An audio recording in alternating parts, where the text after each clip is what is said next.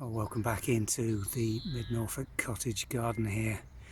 We've been waiting for an opportunity to film this planting of daffodils and other spring flowers in this orchard for some time now, and the wind has been relentless here in Norfolk for the last week and a half, which has meant now we've finally got an opportunity to do the filming. We've absolutely missed the first element of the colour that erupts in this little orchard, which is the crocus, which is a shame because the contrast with the planting that we've got scattered through here against the early spring colour of the snowdrops and then the primulas coming along, and these natural daffs that are naturalised in this grass has been absolutely spectacular. You'll see the long drift of February gold and tete-a-tete in the background, but the main planting here is through grass, and this is an absolutely fantastic way to grow these bulbs for spring effect at this time of year. So let's take you through some of the plants we've got in here so that you can look at recreating this if you've got the opportunity within your garden. Here's one of the last remnants of the crocus, a mauvey purple variety which is planted probably around only very lightly 3 to 4 per square metre, and that just pops one of the earliest spring flowers to emerge even when the weather really isn't suitable for them. And then around the base of the old apple tree here we've got this natural primrose. It sets different seeds, and you've got a little purple variety just coming up in the background there.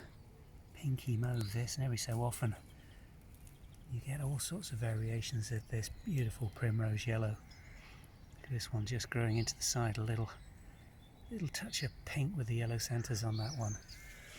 We must have 10 or 20 well established clumps here, and each year what we're doing is increasing those, allowing it to seed into this grassland, but also by digging up some of the larger established clumps and dividing those. We showed you how to do that a little earlier in the season in a video that you may want to catch in the cottage garden series.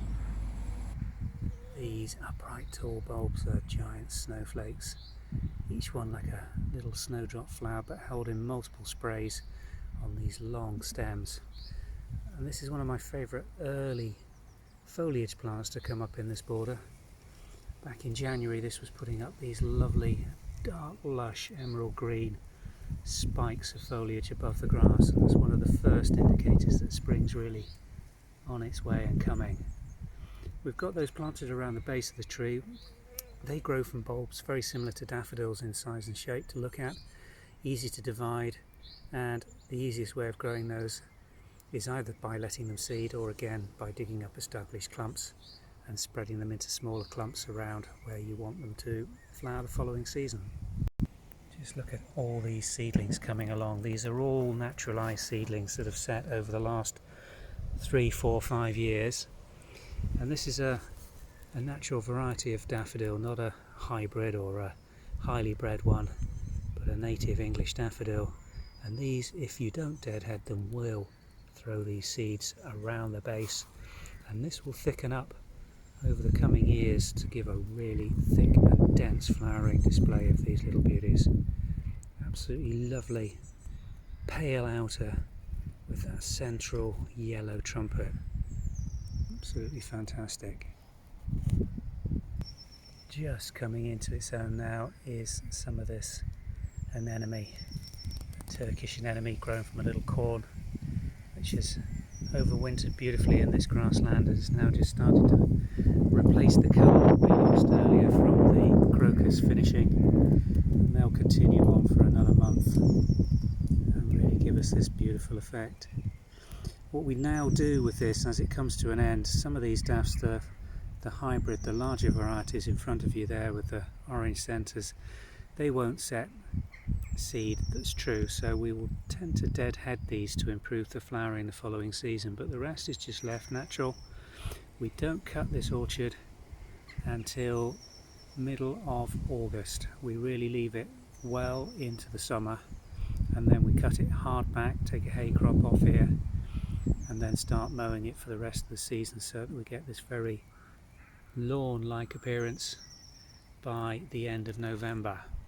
And that allows the shorter bulbs to really come on nicely. It also allows the primrose to get established over winter, and that can be mown perfectly happily. It will cut back and it will come back again and give you this beautiful flower display that we've got here in this orchard at this time of year. So that's the planting we've got in here. Also at the base of the apple tree we've got, I think, 3 rambling roses. One's a rector. I'm not sure from memory what the other ones are. We'll have to wait till the season comes and shows us what those flowers are.